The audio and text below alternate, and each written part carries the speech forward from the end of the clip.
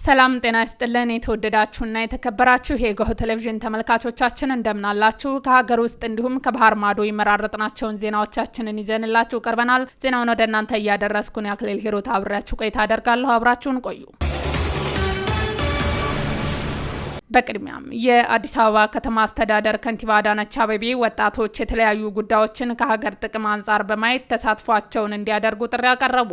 የአዲስ አበባ ከተማ ከፍተኛ የስራ ኃላፊዎች በተገኙበት በከተማ ደረጃ የወጣቶችን የማጠቃለያ ውይይት መድረክ ተካሂዷል። ከንቲባ አዳነች አቤቤ በዚህ ወቅት መዲናዋን ለወጣቶች ምቹ ለማድረግ ብዙ ስራዎች መሰራታቸውንና የተሰራውን ስራ በኃላፊነት መጠቀምና በባለቤትነት መጠበቅ እንደሚገባም አስገንዝበዋል። የሀገር ተስፋና ኩራት የሆነው ወጣት ለሀገር ጠቃሚ በሆኑ ስራዎች ላይ ወደ ኋላ ሳይል በትኩረት መስራት እንዳለበት አንስተው የተለያዩ ጉዳዮችን ከሀገር ጥቅም አንጻር በማየት ጉልህ ተሳትፎ ማድረግ እንዳለባቸውም አስረድተዋል። የኢትዮጵያ ህልም ብልጽግና መሆኑን ገልጸው ወጣቱ ይህንን በመረዳት ህልሙን ለማሳካት በአብሮነት መስራት ይጠበቃልም ብለዋል። የሚፈጠሩ የስራ እድሎች በአግባቡ በመጠቀም ለመለወጥ መስራት ሌላው ከወጣቱ ትውልድ የሚጠበቅ ጉዳይ መሆኑን አስገንዝበዋል። የአዲስ አበባ ከተማ ወጣቶች ስፖርት ቢሮ ኃላፊ አቶ በላይ ደረጀ በበኩላቸው እንደ ሀገር ስፖርታዊ እንቅስቃሴን ባህል ያደረገ ወጣት ለማፍራት የተለያዩ ስራዎች እየተሰሩ መሆኑንም አብራርተዋል። በዚህም ባለፉት ጊዜያት በመዲናዋ ከ1400 በላይ የስፖርት ማዘውተሪያ ስፍራዎች መገንባታቸውን ገልጸው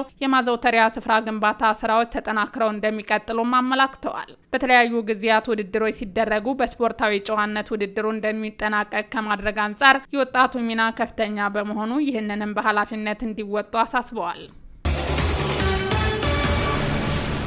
በከተማዋ የሚገኙ የመንግስትና የግል የጤና ተቋማት አገልግሎት አሰጣጥ ጥራት የሚያስጠብቁ አስገዳጅ የጥራት መመዘኛ መስፈርቶች አሟልቶ ለመስራት ፈቃደኛ አለመሆናቸውን በቁጥጥር ስራው ላይ ተግዳሮት እንደሆነበት የአዲስ አበባ ምግብና መድኃኒት ባለስልጣን አስታውቋል። በባለስልጣኑ የብቃት ማረጋገጥ ዘርፍ ምክትል ስራ አስኪያጅ ትዕግስት በዳዳ የጤና ተቋማት አገልግሎት አሰጣጥ ላይ የተጠናከረ ቁጥጥር የማድረግ በጤና ተቋማት የሚሰጡ የሕክምና አገልግሎቶች ጥራትን ለማረጋገጥ ፋይዳው የጎላ ቢሆንም በአዋጅ ደረጃ የተደነገጉ መመዘኛ መስፈርቶች በማሟላት አገልግሎት ከመስጠት አንጻር በተቋማት ደረጃ ፍላጎት አለመኖሩን ተናግረዋል። የአካል ጉዳተኞች መወጣጫ መንገዶች፣ ጥራቱን የጠበቁ አገልግሎት መስጫ ቤቶች፣ ንጽህናቸውን የጠበቁ የህክምና መስጫ ቁሳቁሶችና ሌሎች በተቋማት በኩል አስገዳጅ መመዘኛዎች አለማሟላት መሆኑን አስታውሰዋል። ይህም በመሆኑ በባለስልጣኑ የጤና ተቋማት ላይ የሚደረጉ ቁጥጥር ስራዎች ላይ አስቻይ አለማድረጉን አክለዋል። ችግሩን በመንግስትና በግል የጤና ተቋማት ላይ የሚስተዋል እንደሆነ የገለጹ ሲሆን በጤና ተቋማት አገልግሎት አሰጣጥ ላይ ጥራት መመዘኛ አስገዳጅ መሆኑን ተናግረዋል። ችግሩን ለመቅረፍ የተለያዩ እርምጃዎች ቢወሰዱም ለውጥ ማምጣት እንዳልተቻለም ጨምረው አብራርተዋል። የህብረተሰቡን የጤና ፍላጎት ለማርካት እንደ ሀገር የተጠኑ ጥናቶችን መሰረት በማድረግ የተለያዩ ክፍተቶችን ፈጥኖ በማረም ከጊዜ ወደ ጊዜ የተሻለ የጤና አገልግሎትን ተደራሽ ማድረግ እንደሚገባም አሳስበዋል። በተጨማሪም ተቋማቱ ከመሰል ድርጊቶች መቆጠብ እንዳለባቸው ባቸውም አሳስበዋል። ይህም ሳይሆን ሲቀር ባለስልጣኑ ህጋዊ እርምጃዎችን እንደሚወስድ አጽንኦት ሰጥተዋል። በባለስልጣኑ በኩል ተመሳሳይ የቁጥጥርና ህጋዊ እርምጃ የመውሰድ ስራዎች ተጠናክረው የሚቀጥሉ ቢሆኑም ያረጋገጡት ምክትል ስራ አስኪያጅ ህብረተሰቡን በ8864 ነጻ የስልክ መስመር ጥቆማ እንዲሰጥ ጠይቀዋል።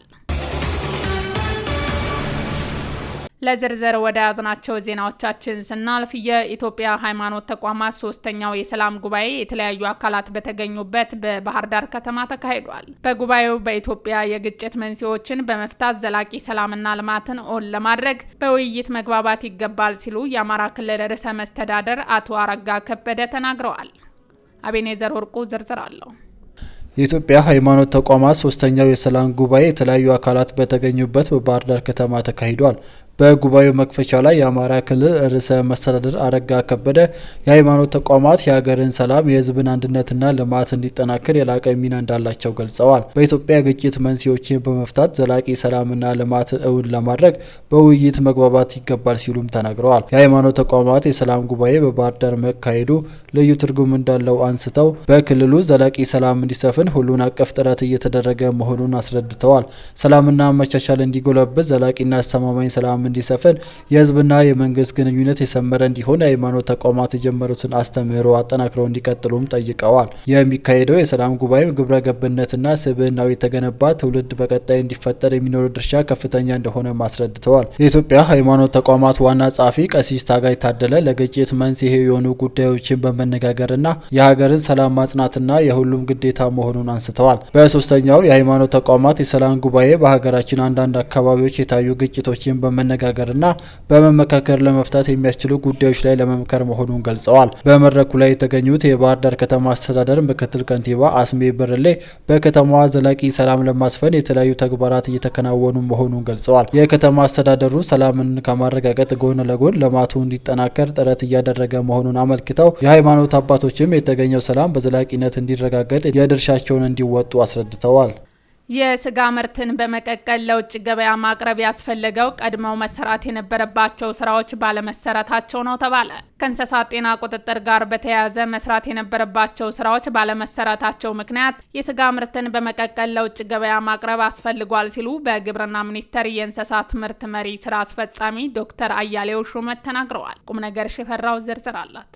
የቻይና መንግስት የኢትዮጵያ ስጋ ሳይቀቀል መጠቀምን ያልፈለጉት አፍተ እግር ወይም እግርን የሚያቆስለው የእንስሳት በሽታ ትልቅ ስጋት ስለሆነባቸው ነው ሲሉም አስታውቀዋል። በቻይና ካለው የእንስሳት በሽታ ጋር ሲነጻጸር የኛ ሀገር ዝቅተኛ በመሆኑ የተቀቀለ ስጋ መላክ እንዳለብን በተሰጠን ጥቁማ መሰረት ለቻይና መንግስት ለማቅረብ የስራ ሂደቱን አጠናቀናል ብለዋል። የስጋ ምርትን መቀቀል ያስፈለገው በቻይና ገበያ ለመግባት እንደሆነም አንስተው ያልተቀቀለ ስጋን ለመውሰድ ፈቃደኛ ባለመሆናቸው ምርቱን በመቀቀል ለገበያ ማቅረብ አስፈላጊ መሆኑን እንደታመነበት አስረድተዋል። አክለውም የስራ ሂደቱን ለመጀመር የቻይና መንግስት ፍቃድ እየጠበቀ መሆኑን አስታውቀዋል። ፍቃዱን የምናገኝበት መንገድ ከፍተኛ መሆኑን አንስተው ስጋ ሲቀቀል በውስጡ ላለው ቫይረስ ሙሉ በሙሉ ይጠፋል ሲሉም ገልጸዋል። የቻይና መንግስት የሀገሪቱን የእንስሳ ቁጥጥር ስራ ማወቅ እንደሚፈልግም ተናግረዋል። ይህንንም ለማስተካከል በሀገሪቱ ያሉ ስጋ ማቀነባበሪያዎች የስጋ መቀቀያ ቴክኖሎጂ በማስገባት ምርቱን በመቀቀል ለቻይና ገበያ እንዲያቀርቡ ለማድረግ እየተሰራ ነው ብለዋል።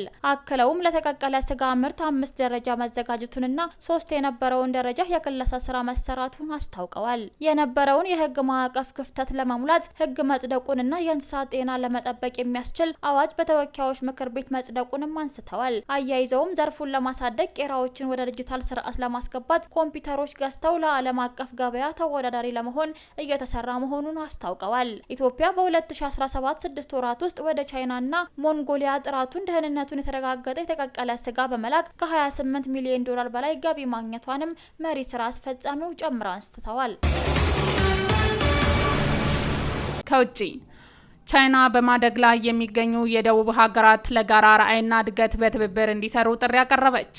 ቻይና ከአፍሪካና ደቡብ ሀገራት ጋር ያላትን ትብብር ለማጠናከር የደረሰችውን የቻንግቺንግ ስምምነት አፈጻጸም አስመልክቶ የጋራ ምክክር ተደርጎ የቻይና መንግስትና የ53 አፍሪካ ተወካዮች የጋራ መግለጫ ሰጥተዋል። የቻይና የውጭ ጉዳይ ሚኒስቴር በውይይቱ የደቡብ ሀገራት የጋራ ራዕይ የዓለም ቀጣይ ዕጣ ፈንታ የሚወስን በመሆኑ በማደግ ላይ የሚገኙ ሀገራት ትብብራቸውን እንዲያጠናክሩ ከስምምነት መድረሱን ገልጸዋል። የደቡብ ሀገራት ኢኒሼቲቭ በሆነው የቤልት ኤንድ ሮድ ፕሮጀክት በዓለም አቀፍ የደህንነትና ሉዓላዊነት ኢኒሼቲቭ ላይ በትብብር ሊሰሩ እንደሚገባ መግባባት ላይ መድረሱን አስታውቀዋል። በአንድ ዋልታ የሚቆም የኢኮኖሚና ፖለቲካዊ ዓለም መፍጠሩን የታዳጊ ሀገራት ኢኮኖሚ ፖለቲካዊና ማህበራዊ እንቅስቃሴ ተጽዕኖ ውስጥ የሚከት በመሆኑ የደቡብ ሀገራት ለባለብዙ ዋልታ ዓለም መፈጠር በትብብር ሊሰሩ እንደሚገባ የጋራ አቋም ተይዟል። ሀገራት የታሪፍ ምጣኔያቸው በእኩልነት በመከባበርና በጋራ ተጠቃሚነት መርህ መወሰን እንዳለባቸውም ተነስቷል። የአፍሪካ ሀገራት ተወካዮች በበኩላቸው ቻይና ለአፍሪካ ሀገራት ሉዓላዊነት፣ እኩልነትና ፍትሃዊነት መረጋገጥ የምታደርገውን ጥረት አድንቀዋል። በተጨማሪም ቻይና ዓለም አቀፍ ኢኮኖሚዋና የንግድ ስርዓትን ለመጠበቅ ያላትን ቁርጠኝነት እንዲሁም የውጭ ጫናዎችን ለመከላከል የያዘችው አቋም የሚደነቅ መሆኑን ገልጸዋል።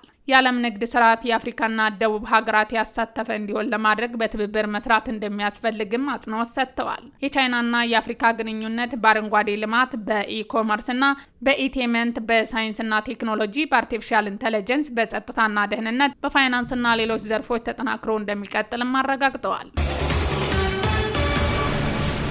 ውድ አድማጭ ተመልካቾቻችን ለዛሬ ያዘጋጀንላችሁ ዜናዎቻችን እነዚህን ይመስሉ ነበረ። አብራችሁን ስለነበራችሁ ከልብ እናመሰግናለን። በያላችሁበት ሰላም